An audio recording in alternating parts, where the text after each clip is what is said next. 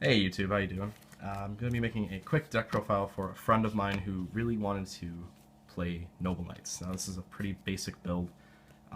Nothing's really changed since the uh, Noble Knights of the Round Table box came out. Nothing has been added, no support.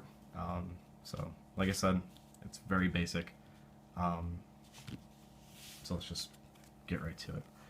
So to start off, 3 Madrot and 3 boars. This is pretty staple in any Noble Knight deck. I don't see any decks out there that don't run 3 of them. Up next is 3 Merlin.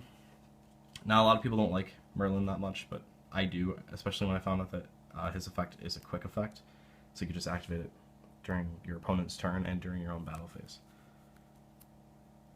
Up next, 2 Gawain, 2 Dristan. I like to run 2, not just 1, because then you can go for a minor Dristan control build. Gwalchvad at 2. He's just pretty much a name, almost, for Noble Knights of the Round Table. I don't really like this card that much. It's okay, but it's not great. Double Gwen.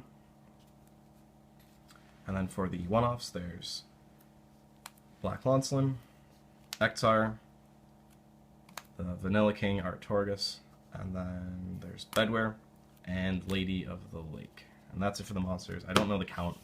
I didn't really bother to do it. Like I said, I just kind of threw this together for a friend of mine who wanted to build this deck. For the spells, it's triple reinforcement of the army.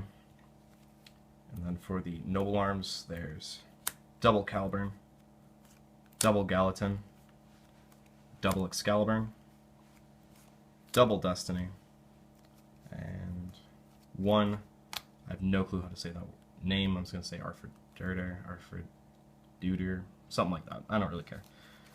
And that's it for the Noble Arms. I don't really like this card. It works with the Dristan Control, and if I had to, I'd put in 2 if I was running a full Dristan Control build, but I'm not. I'm only doing the I'm doing the main mid-drop build.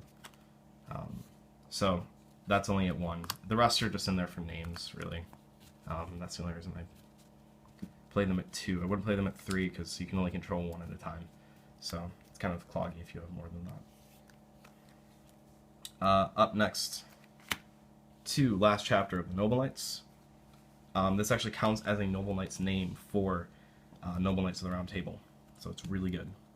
Speaking of which, 1 Noble Knights of the Round Table, 1 Forbidden Lance, 1 Foolish Burial, and for the traps, 1 Solemn Warning.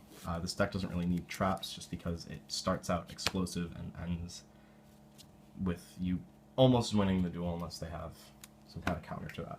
Now onto the extra deck, which is not complete, but this is like, you don't really need much more than this because you're not going to go into anything else other than the main stuff. So you've got 1 High Lancelin, that's your only synchro, 1 Burner Visor to equip to Sacred King Artorigus to just get over things and attack directly. And just to take up room, I put in 3 of the normal Artorigus, the rank 4. I don't really go into this one that much, but I will sometimes. 1 Excalibur, just because Excalibur. Triple Sacred Noble Knight of King Artorigus. Super great card, boosted up to 4,000 with the well-known combo with this deck, and you can almost win the game. And then 1 Blade Armor Ninja. Now I don't have a side deck to this because those are very custom and attuned to certain places. That's it for this deck profile. Check out my other deck profiles. I'm actually going to have a Blackwing deck profile up in a little bit. And again, thanks for watching, and have a great night.